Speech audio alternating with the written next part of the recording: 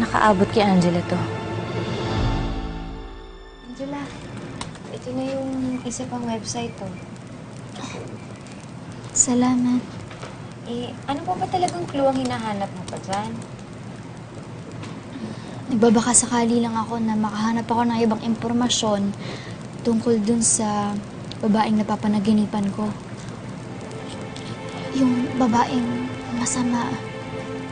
Yung babaeng nananakit sa akin at gustong pumatay sa akin. Alam mo, feeling ko si Calvin lang naman talaga makakatulong sa'yo eh. Di ba siya yung nagligtas sa'yo? Siya yung forever knight in shining armor mo. Angela. Calvin?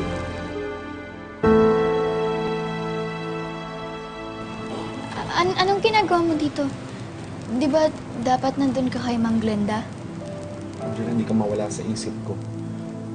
I just wanted to check on you.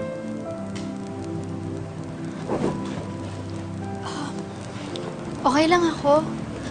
Angela, gusto ko lang malaman mo na totoo yung sinabi ko kahapon. Angela, mahal kita. And this time, kaya na kitang ipaglaban.